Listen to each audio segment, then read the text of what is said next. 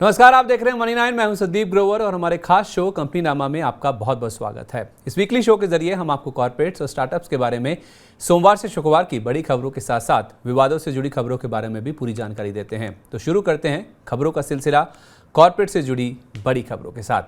पहली खबर, देश की सबसे बड़ी आईटी कंपनी टीसीएस ने अपने सीनियर मैनेजमेंट पर्सोनल यानी एसएमपी के पदों में बदलाव की घोषणा की है।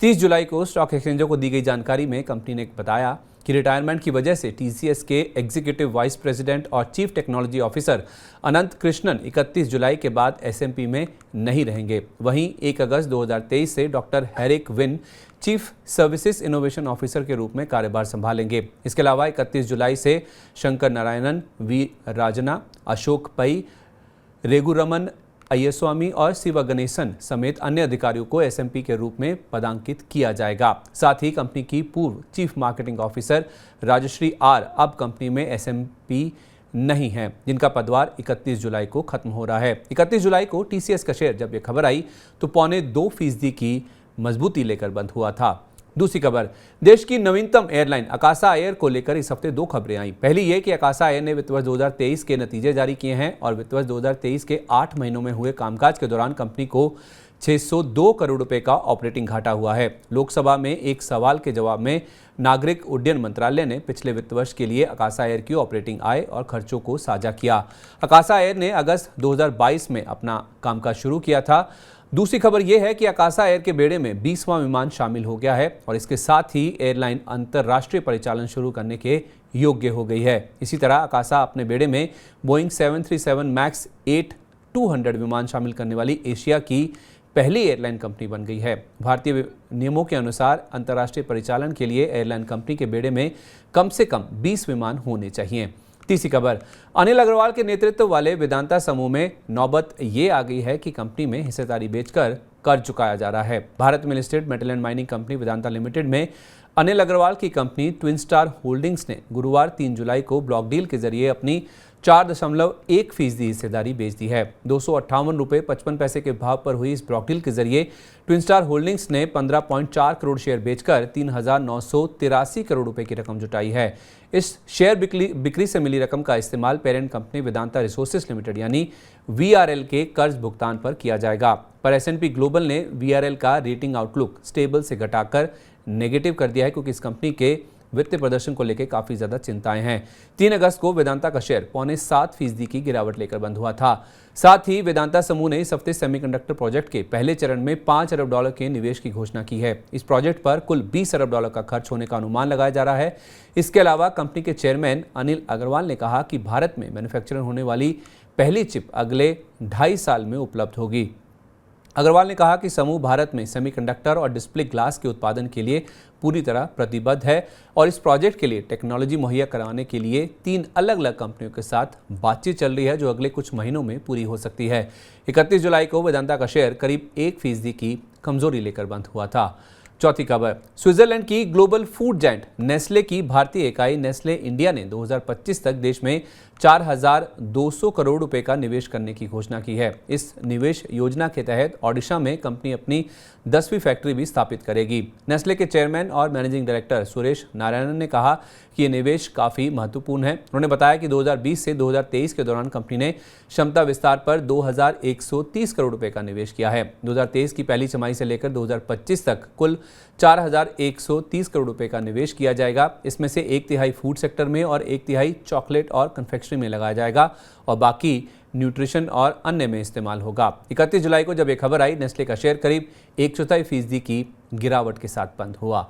5वीं खबर, एनबीएफसी कारोबार से जुड़ी पिरामल एंटरप्राइजेस लिमिटेड ने अपने पहले बायबैक की घोषणा की है। टेंडर रूट के जरिए होने वाले इस बायबैक पर 1,750 करोड़ रुपए का खर्च किया जाएगा। बायबैक का प्राइस 1,250 रुपए प्रति शेयर तय किया गया, जो कि 28 जुलाई यानी बीते शुक्रवार की 1,072 रुपए 80 पैसे की क्लोजिंग से 16.5% के प्रीमियम पर है। कंपनी के बोर्ड ने बायबैक में भाग लेने के लिए योग्य शेयरधारकों को निर्धारित करने के लिए रिकॉर्ड डेट शुक्रवार 25 अगस्त 2023 तय की है। पर प्रीमियम पर बायबैक की घोषणा के बावजूद 31 जुलाई को पिरामल एंटरप्राइजेस का शेयर 5.5% की गिरावट के साथ बंद हुआ था और दिन के दौरान शेयर ने 1,000 रुपए के नीचे का लेवल भी टेस्ट किया था, क्योंकि पहली तिमाही के नतीजे बाजार के अनुमान से कमजोर रहे थे। छठी खबर, देश की तीसरी सबसे बड़ी तेल मार्केटिंग कंपनी एचपीसीएल में सरकार एक बार फिर प्रेफरेंशियल शेयर अलॉटमेंट के जरिए बड़ी हिस्सेदारी ले सकती है। दरअसल वित्त वर्ष 2023-24 के बजट में सरकार ने तीनों तेल मार्केटिंग कंपनियों के लिए 30,000 करोड़ रुपए की वित्तीय सहायता का प्रावधान किया था। सरकार से वित्तीय सहायता के लिए आईओसी और बीपीसीएल को राइट्स इशू जारी करने के लिए कहा गया है और एचपीसीएल को प्रेफरेंशियल शेयर अलॉटमेंट की सलाह दी गई है।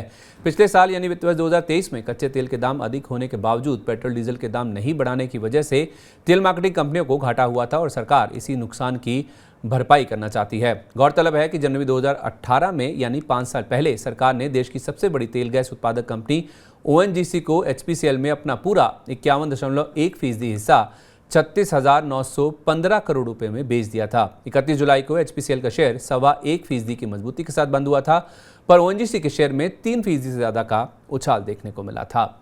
सातवीं खबर, एविएशन सेक्टर के रेगुलेटर डीजीसीए ने 28 जुलाई को जेट एयरवेज के एयर ऑपरेटर परमिट यानी एओपी को रिन्यू कर दिया है।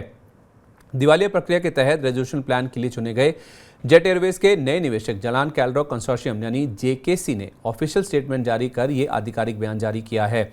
आपको बता दें कि जनवरी 2023 में एनसीएलटी ने कंपनी के मालिकाना अधिकार को लेंडर्स यानी कर्ज देने वाले बैंकों से जेकेसी को ट्रांसफर करने की मंजूरी दी थी। अप्रैल 2019 में कंपनी ने उड़ानें भरना बंद कर दिया था और 2021 में एनसीएलटी ने जेकेसी के रेजोल्यूशन प्लान को मंजूरी दी थी, लेकिन तब से लेकर अब तक जेकेसी और लेंडर्स के बीच लगातार विवाद जारी है। 31 जुलाई को जब यह खबर आई तो जेट एयरवेज का शेयर 5% के ऊपरी सर्किट पर बंद हुआ था। आठवीं खबर, मार्केट कैप के हिसाब से देश की सबसे बड़ी कंपनी रिलायंस इंडस्ट्रीज लिमिटेड यानी आरआईएल ने ऑस्ट्रेलिया में नवीकरणीय ऊर्जा व शून्य कार्बनीकरण उपकरण बनाने के लिए इकाई स्थापित करने के अवसर तलाशने के लिए ब्रुकफील्ड एसेट मैनेजमेंट के साथ एक समझौते पर हस्ताक्षर किए हैं। इस करार का मकसद पीवी मॉड्यूल, लंबे समय तक चलने वाली बैटरी भंडारण और पवन ऊर्जा घटकों जैसे स्वच्छ ऊर्जा उपकरणों का स्थानीय स्तर पर उत्पादन करना है। इसके तहत ब्रुकफील्ड प्रत्यक्ष पूंजी निवेश के रास्ते तलाशने में रिलायंस की मदद करेगी और नवीकरणीय ऊर्जा उपकरण बनाने के लिए ऑस्ट्रेलिया में इकाई स्थापित करने को लेकर मूल्यांकन करेगी। 1 अगस्त को जब यह खबर आई तो आरआईएल का शेयर 1.25% की गिरावट के साथ बंद हुआ था। 9वीं खबर, लो कॉस्ट एयरलाइन स्पाइसजेट को लेकर इस हफ्ते 2 खबरें आई हैं, एक अच्छी और एक खराब। खराब खबर यह है कि दिल्ली हाईकोर्ट ने इस हफ्ते स्पाइसजेट को राहत देने से इनकार कर दिया। दरअसल दिल्ली हाईकोर्ट ने स्पाइसजेट के पूर्व प्रमोटर कलानिधि मारन को 578 करोड़ रुपए ब्याज के साथ लौटाने के लिए स्पाइसजेट के एमडी अजय सिंह को दिए गए मध्यस्थता न्यायाधिकरण के निर्णय के आदेश में दखल देने से मना कर दिया है। कोर्ट ने 20 जुलाई 2018 को सुनाए गए आर्बिट्रेशन अवार्ड के निर्णय को सही ठहराया है, जिसके तहत मारन और उनकी कंपनी काल एयरवेज को ब्याज समेत वारंट्स पर 308 करोड़ रुपए के रिफंड और 270 करोड़ रुपए के क्यूमुलेटिव रिडीमेबल प्रेफरेंस शेयर्स यानी सीआरपीएस का हकदार बताया गया था। अजय सिंह ने दिल्ली हाईकोर्ट से इस मामले में लगने वाले ब्याज की रकम पर छूट की मांग की थी, पर इस अर्जी को दिल्ली हाईकोर्ट ने ठुकरा दिया है। 1 अगस्त को स्पाइसजेट का शेयर करीब 1/4% की बढ़त के साथ बंद हुआ था। अच्छी खबर यह है कि स्पाइसजेट ने विमान लीज पर देने वाली कंपनी कार्लाइल एविएशन को 5.91% हिस्सेदारी बेचने के लिए शेयरधारकों से मंजूरी मांगी है।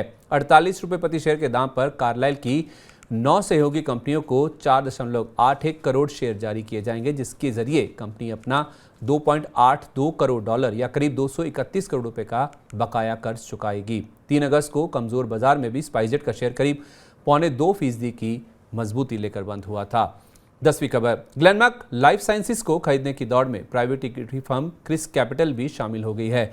इस कंपनी को खरीदने के लिए 31 जुलाई बोली जमा करने की आखिरी तारीख थी, जिसमें साबुन और डिटर्जेंट बनाने वाली कंपनी निरमा के अलावा सेकमेट फार्मा वेंचर्स ने बोली जमा की है। माना जा रहा है कि ग्लेनमार्क फार्मा की एपीआई बनाने के कारोबार से जुड़ी इस सब्सिडरी कंपनी को खरीदने की दौड़ में निरमा सबसे आगे है। 1 अगस्त को जब यह खबर आई तो ग्लेनमार्क फार्मा का शेयर हल्की और ग्लेनमार्क लाइफ का शेयर करीब 5% की गिरावट के साथ बंद हुआ था। 11वीं खबर, दिग्गज रियल एस्टेट कंपनी डीएलएफ के प्रमोटर रहे केपी सिंह ने कंपनी से अपनी बची हुई सारी हिस्सेदारी बेच दी है।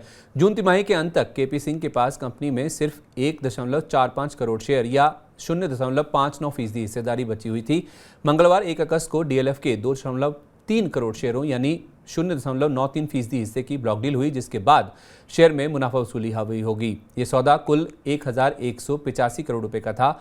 इस ब्लॉक डील के जरिए केपी सिंह ने 504 रुपए 21 पैसे के दाम पर अपनी हिस्सेदारी को 731 करोड़ रुपए में बेच दिया है। करीब 6 दशक तक रियल एस्टेट बिजनेस में रहने के बाद केपी सिंह ने जून 2020 में डीएलएफ के चेयरमैन पद से त्यागपत्र दे दिया था। बता दें कि जून तिमाही के अंत तक प्रमोटर और प्रमोटर ग्रुप की इस कंपनी में करीब 75% हिस्सेदारी थी। 1 अगस्त को ब्लॉक डील के बाद डीएलएफ का शेयर 4.25% की गिरावट के साथ 500 रुपए के स्तर के नीचे बंद हुआ था। 12वीं खबर, अदानी ग्रुप ने सीमेंट कारोबार में अपनी पकड़ मजबूत करने की प्रक्रिया को और तेज कर दिया है। पिछले साल अंबुजा और एसीसी के अधिग्रहण के बाद अब ग्रुप की सब्सिडियरी कंपनी अंबुजा सीमेंट की ओर से सांगी सीमेंट का भी अधिग्रहण किया गया है। अंबुजा सीमेंट ने 5,000 करोड़ रुपए में सांगी सीमेंट की 56.74% हिस्सेदारी खरीदी है। सांगी सीमेंट 61 लाख टन की सालाना सीमेंट उत्पादन क्षमता है और इस डील के बाद अदानी ग्रुप की सालाना सीमेंट क्षमता बढ़कर 7.36 करोड़ टन हो जाएगी। खबर आने के बाद 3 अगस्त को सांगी सीमेंट के शेयर में 5% के ऊपरी सर्किट पर क्लोजिंग हुई और शेयर लगातार चौथे दिन ऊपरी सर्किट पर बंद हुआ। वहीं अंबुजा सीमेंट का शेयर 3.25% की बढ़त लेकर बंद हुआ। 13वीं खबर, देश के सबसे बड़े bank state bank of India यानी एसबीआई ने ज्वेलरी कारोबार से जुड़ी कंपनी पीसी ज्वेलर के खिलाफ दिवालिया प्रक्रिया शुरू करने के लिए एनसीएलटी में याचिका दाखिल की है। लोन भुगतान पर डिफॉल्ट के चलते ये याचिका 27 जुलाई को दाखिल की गई थी, जिस पर 2 अगस्त को सुनवाई हुई थी। पर पीसी ज्वेलर के वकील की ओर से मोहलत मांगे जाने के चलते एनसीएलटी ने इस मामले पर अगली सुनवाई 21 अगस्त तक टाल दी है। पीसी ज्वेलर पर 14 बैंकों का कुल 3,626 करोड़ रुपए का कर्ज बकाया है, जिसमें एसबीआई का सबसे ज्यादा 1,060 करोड़ रुपए का एक्सपोजर है। आपको बता दें कि जून 2021 में सभी बैंकों ने इस कंपनी के लोन खाते को एनपीए घोषित कर दिया था। खबर आने के बाद 3 अगस्त को एसबीआई का शेयर करीब 1.25% गिरकर पर पीसी ज्वेलर का शेयर 0.5% की बढ़त लेकर बंद हुआ था। 14वीं खबर, एसयूवी गाड़ियों और ट्रैक्टर्स के लिए famous auto company Mahindra and Mahindra यानी एमएनएम की 4 wheeler electric vehicle unit Mahindra electric automobile limited यानी MEAL में सिंगापुर की सरकारी इन्वेस्टमेंट कंपनी टेमेसेक 1200 करोड़ रुपए का निवेश करेगी। महिंद्रा एंड महिंद्रा के एमडी और सीईओ अनीश शाह ने टेमेसेक के निवेश को इलेक्ट्रिक एसयूवी को लेकर उनकी रणनीति को लागू करने की दिशा में एक और कदम बताया है। 3 अगस्त को एमएनएम का शेयर करीब 1% की गिरावट लेकर बंद हुआ था। 15वीं खबर, वित्त मंत्रालय ने देश में तेल गैस उत्पादन से जुड़ी सबसे बड़ी कंपनी ओएनजीसी की विदेशी कारोबार से जुड़ी सब्सिडियरी कंपनी ओएनजीसी विदेश लिमिटेड यानी ओवीएल को अपग्रेड कर नवरत्न कंपनी का दर्जा दे दिया है। मंत्रालय की मंजूरी के बाद ओएनजीसी विदेश अब कैटेगरी 1 मिनी रत्न कंपनी से नवरत्न सेंट्रल पब्लिक सेक्टर एंटरप्राइज यानी सीपीएसई बन गई है। सीपीएसई की लिस्ट में ओवीएल 14वीं नवरत्न कंपनी है जो petroleum and natural gas sector में कामकाज करती है। वित्त वर्ष 2023 के दौरान ओवीएल का सालाना टर्नओवर 11,676 करोड़ रुपए था और मुनाफा 1,700 करोड़ रुपए पर था। 3 अगस्त को ओएनजीसी का शेयर करीब 2.5% की गिरावट के साथ 171 रुपए 80 पैसे के स्तर पर बंद हुआ था। तो ये थी बीते कारोबारी हफ्ते की कॉर्पोरेट जगत से जुड़ी बड़ी सुर्खियां। लेकिन अब रुक करते हैं कॉर्पोरेट जगत की ऐसी खबरों का जिनमें कोई ना कोई विवाद जुड़ा हुआ है, हमारे खास सेगमेंट ऑन द रडार के जरिए। और पहली खबर की ओर चलते हैं। गोफर्स्ट ने national company law tribunal NCLT से संपर्क कर उन यात्रियों को पैसे वापस करने की अनुमति मांगी है जिन्होंने 3 मई के बाद ट्रैवल करने के लिए टिकट बुक की थी। गोफर्स्ट ने इसको लेकर आवेदन दिया है। यह आवेदन एनसीएलटी की दिल्ली बेंच के समक्ष पेश किया गया है। कोर्ट ने गोफर्स्ट की कमेटी ऑफ क्रेडिटर्स यानी सीओसी और इंसॉल्वेंसी एंड बैंक्रप्सी बोर्ड यानी आईबीबीआई को नोटिस जारी कर उनका जवाब मांगा है। अब इस मामले में अगली सुनवाई 7 अगस्त को होगी। दूसरी ओर गोफर्स्ट ने दिल्ली हाईकोर्ट की डिवीजन बेंच के फैसले को सुप्रीम कोर्ट में चुनौती दे दी है। दरअसल इससे पहले सिंगल जज ने विमान लीज पर देने वाली कंपनियों को इंस्पेक्शन और रखरखाव के लिए विमानों को एक्सेस करने की मंजूरी दी थी, जिस पर दिल्ली हाईकोर्ट की डिवीजन बेंच ने दखल देने से इनकार कर दिया है। 4 अगस्त को जब यह खबर आई तो बॉम्बे बर्मा का शेयर करीब 2.25% की बढ़त लेकर बंद हुआ था। दूसरी खबर, सीमेंस इंडिया के बोर्ड को कंपनी के शेयरधारकों ने तगड़ा झटका दिया है। सीमेंस इंडिया के करीब 78.5% संस्थागत निवेशकों ने कंपनी के लो वोल्टेज मोटर्स और गियर कारोबार बेचने के प्रस्ताव के खिलाफ वोटिंग की है। कंपनी नामा के एपिसोड नंबर 75 में हमने आपको बताया था कि सीमेंस इंडिया के बोर्ड ने अपना लो वोल्टेज मोटर और गियर कारोबार बेचने की मंजूरी दे दी है। ये कारोबार पेरेंट कंपनी सीमेंस एजी की subsidiary company siemens large drive India को 2,200 करोड़ रुपए की रकम में बेचा जाएगा। इस डील से मिली रकम को लॉन्ग टर्म टैक्स और बाकी टैक्स के खर्च को निकालकर स्पेशल डिविडेंड के रूप में निवेशकों को वितरित करने में इस्तेमाल किया जाएगा। बोर्ड का फैसला 1 अक्टूबर 2023 से लागू होगा। कंपनी के लो वोल्टेज मोटर्स और गियर कारोबार का वित्त वर्ष 2022 की कुल बिक्री में 7% और मुनाफे में 9% का योगदान था। जानकारों के मुताबिक मुनाफे वाले कारोबार को अपनी पेरेंट कंपनी को कम वैल्यूएशन पर बेचना छोटे निवेशकों के लिए नुकसानदायक है। यही कारण है कि 22 मई 2023 को सीमेंस इंडिया का शेयर 11% तक लुढ़क गया था और क्लोजिंग करीब 8.5% की गिरावट के साथ हुई थी। पर शेयरधारकों के फैसले के बाद 31 जुलाई को सीमेंस इंडिया का शेयर 4,068 रुपये 85 पैसे के रिकॉर्ड स्तर तक उछल गया था। हालांकि क्लोजिंग करीब 3.25% की मजबूती के साथ 3,989 रुपये के स्तर पर हुई थी। तीसरी खबर, प्रवर्तन निदेशालय यानी ईडी ने मनी लॉन्ड्रिंग के एक मामले की जांच के तहत हीरो मोटोकॉर्प के एग्जीक्यूटिव चेयरमैन पवनकांत मुंजाल के साथ साथ हेमंत दहिया और KR रमन के दिल्ली और गुरुग्राम में स्थित घर और ऑफिस पर मंगलवार 1 अगस्त को छापे मारे। छापेमारी की ये कार्रवाई PMLA के प्रावधानों के तहत की गई। मुंजाल के एक नज़दीकी व्यक्ति के खिलाफ राजस्व खुफिया निदेशालय यानी DRI की शिकायत के आधार पर यह जांच की जा रही है। इस व्यक्ति के खिलाफ अघोषित विदेशी मुद्रा रखने का आरोप है। मंगलवार 1 अगस्त को हीरो मोटो का शेयर 3.25% की गिरावट के साथ 3100 पर बंद हुआ था। 3 अगस्त को खबर आई कि इस छापेमारी में PK मुंजाल समेत अन्य के घर और ऑफिस से ईडी ने करीब 25 करोड़ रुपए की देशी विदेशी करेंसी और गोल्ड डायमंड के गहने जब्त किए हैं। इसके अलावा जांच एजेंसी ने हार्ड डिस्क, मोबाइल और कुछ डॉक्यूमेंट्स भी जब्त किए हैं। 3 अगस्त को जब यह खबर आई तो हीरो मोटो का शेयर 1% से ज़्यादा गिरकर 2,958 रुपये के स्तर पर बंद हुआ था। चौथी खबर, IDBI बैंक ने जी एंटरटेनमेंट एंटरप्राइजेस लिमिटेड यानी जील के खिलाफ दिवाला प्रक्रिया शुरू करने के लिए national company law appellate tribunal यानी एनक्लैट से गुहार लगाई है। दरअसल IDBI बैंक ने NCLT के उस आदेश को चुनौती दी है जिसमें जील के खिलाफ दिवाला प्रक्रिया शुरू करने की मंजूरी मांगी गई थी। NCLT की मुंबई बेंच ने 19 मई 2023 को बैंक की याचिका को खारिज कर दिया था। 2 अगस्त को जील का शेयर 4% से ज़्यादा और IDBI बैंक का शेयर 3% से ज़्यादा की गिरावट लेकर बंद हुआ था। पांचवी खबर, AGI ग्रीन पैक को इस हफ्ते एनक्लैट से बड़ी राहत मिली है। दरअसल एनक्लैट की नई दिल्ली बेंच ने इंडिपेंडेंट शुगर कॉर्प लिमिटेड यानी INSCO की अर्जी को खारिज कर दिया है। राष्ट्रीय प्रतिस्पर्धा आयोग यानी CCI ने AGI ग्रीन पैक को देश की सबसे पुरानी glass manufacturing company Hindustan national glass के अधिग्रहण की मंजूरी दी थी और CCI के इसी फैसले को INSCO ने एनक्लैट में चुनौती दी थी। 1 अगस्त को AGI ग्रीन पैक का शेयर 4.5% की मजबूती लेकर बंद हुआ था। छठी खबर, भारतीय रिजर्व बैंक ने तेल गैस सेक्टर की 4 सरकारी कंपनियों पर 2,000 करोड़ रुपए का जुर्माना लगाया है। इन चारों कंपनियों पर 500 करोड़ रुपए का जुर्माना लगाया गया है। जुर्माना लगाई गई कंपनियों में ONGC विदेश यानी OVL, IOC, गेल और ऑयल इंडिया के नाम शामिल हैं। RBI के मुताबिक इन चारों कंपनियों ने विदेश में किए गए निवेश के बारे में देरी से जानकारी साझा की है। चूंकि ये चारों कंपनियां पेट्रोलियम मंत्रालय के अंतर्गत काम करती है, इस मामले पर पेट्रोलियम मंत्रालय का कहना है कि ये जिम्मेदारी SBI की थी जो कि इन चारों कंपनियों के लिए ऑथराइज डीलर था। 2 अगस्त को SBI का शेयर 2% से ज़्यादा की गिरावट के साथ बंद हुआ और चारों तेल गैस कंपनियों के शेयर 1/4 से 3.5% तक टूटे थे। चलिए, तो ये थी कॉर्पोरेट जगत से जुड़ी इस हफ्ते की तमाम बड़ी सुर्खियां। आइए अब बात करते हैं स्टार्टअप स्पेस की स्टार्टअप अपडेट में और पहली खबर की ओर चलते हैं। बायजूस की घटना के बाद सरकार अब स्टार्टअप्स में कॉर्पोरेट गवर्नेंस की अनदेखी पर सख्त कदम उठाने जा रही है। सरकार की तरफ से नियुक्त एक समिति इस बारे में सख्त रेगुलेटरी फ्रेमवर्क बनाने पर अपनी राय दे सकती है। सरकार स्टार्टअप्स के लिए कारोबारी सुगमता और अनुपालन आधारित नियामक व्यवस्था सुनिश्चित करना चाहती है। सितंबर 2019 में गठित कंपनी कानून समिति स्टार्टअप के लिए नियमन व्यवस्था के विभिन्न पहलुओं पर विचार करेगी। दूसरी खबर, यूएस की दिग्गज रिटेल कंपनी वॉलमार्ट ने ई-कॉमर्स कंपनी फ्लिपकार्ट में 5% हिस्सेदारी और बढ़ा दी है। कंपनी ने फ्लिपकार्ट में टाइगर ग्लोबल मैनेजमेंट की बाकी बची हिस्सेदारी भी खरीदी है। ये डील $1.4 अरब में हुई, यानी टाइगर ग्लोबल मैनेजमेंट की फ्लिपकार्ट में हिस्सेदारी खरीदने के लिए वॉलमार्ट ने $1.4 अरब अदा किए हैं। टाइगर ग्लोबल के अलावा वॉलमार्ट ने पी फर्म एक्सेल और फ्लिपकार्ट के को-फाउंडर बिनी बंसल से भी उनकी बाकी बची हिस्सेदारी खरीद ली है। इस अधिग्रहण का मतलब ये है कि वॉलमार्ट के पास फ्लिपकार्ट की लगभग 77% हिस्सेदारी होगी, जो पहले 72% पर थी।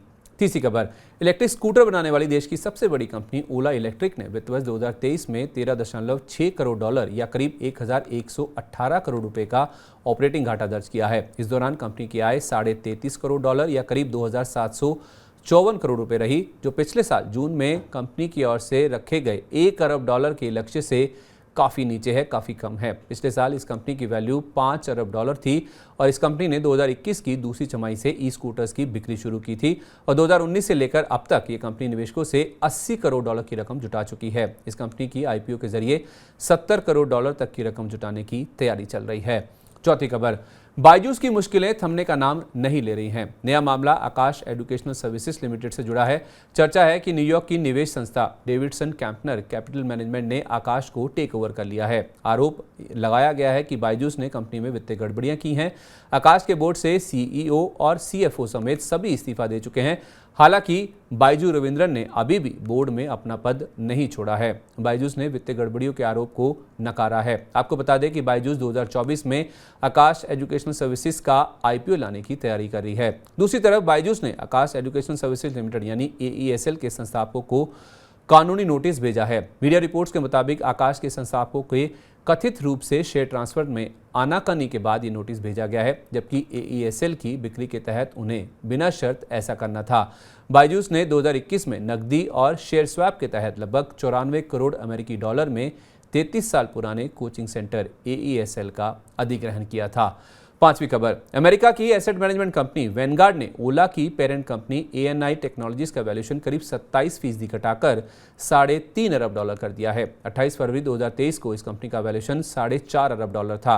31 जुलाई को की गई फाइलिंग के मुताबिक वैनगार्ड वर्ल्ड फंड के पास ANI टेक्नोलॉजीज के कुल 1.6 लाख शेयर हैं, जिसका कुल वैल्यूएशन अभी 2.5 अरब डॉलर है। 28 फरवरी 2023 को ये वैल्यूएशन 3.39 करोड़ डॉलर था और अक्टूबर 2022 में करीब 5.1 करोड़ डॉलर था। इसका मतलब ये हुआ कि कंपनी का वैल्यूएशन 28 फरवरी 2023 से करीब 27% और अक्टूबर 2022 की तुलना में करीब 51% घटा दी गई है। वैनगार्ड के मुताबिक ओला का वैल्यूएशन साल 2017 के वैल्यूएशन के बराबर आ गया है, जब कंपनी ने 3.5 अरब डॉलर के वैल्यूएशन पर 33 करोड़ डॉलर की रकम जुटाई थी। छठी खबर, नीदरलैंड की पीई कंपनी प्रोसेस ने अपनी ग्लोबल पेमेंट्स कारोबार से जुड़ी फिनटेक इकाई पेयू के कारोबार का एक हिस्सा 61 करोड़ डॉलर या लगभग 5,000 करोड़ रुपए में बेच दिया है। ये लेन देन पूरी तरह से नकदी के जरिए हुआ है। दरअसल प्रोसेस ने पेयू के ग्लोबल पेमेंट ऑर्गेनाइजेशन यानी GPO को रैपिड नाम की लंदन मुख्यालय वाली कंपनी को बेच दिया है। आपको बता दें कि रैपिड एक फिनटेक प्लेटफॉर्म है। इस कंपनी का कारोबार लगभग 50 देशों में है और इस सौदे के बाद पेयू अपना भारत, तुर्की और दक्षिण पूर्व एशिया का कारोबार बनाए रखेगी। इस सौदे से रैपिड को लैटिन अमेरिका और यूरोप के कुछ हिस्सों में अपना कारोबार बढ़ाने में मदद मिलेगी। सातवीं खबर, ग्लोबल निवेश कंपनी KKR ने pallet pooling platform Leap India में बड़ी हिस्सेदारी खरीदी है। हालांकि ये सौदा कितने में हुआ है, इसके बारे में जानकारी साझा नहीं की गई है। KKR के ओर से जारी बयान के मुताबिक मैक्रो इकोनॉमिक फ्रेंडली परिस्थितियों और लॉजिस्टिक्स पर आधारित इस निवेश के जरिए अगले 25 साल में भारत की ग्रोथ को आगे बढ़ाने में मदद मिलेगी। तो ये था कॉर्पोरेट्स और स्टार्टअप से जुड़ा बीते कारोबारी हफ्ते का पूरा अपडेट। उम्मीद है आपको कंपनीनामा का इस हफ्ते का एपिसोड अच्छा लगा होगा। आपको हमारा आज का ये शो कैसा लगा, नीचे कमेंट बॉक्स में अपना फीडबैक, अपनी राय हमारे साथ जरूर शेयर करें। तो मिलते हैं आपसे अगले शनिवार को इसी समय कॉर्पोरेट्स और स्टार्टअप से जुड़ी नई खबरों के साथ, नए डेवलपमेंट के साथ। तब तक आप देखते रहिए मनी 9। नमस्कार, शुभ रात्रि।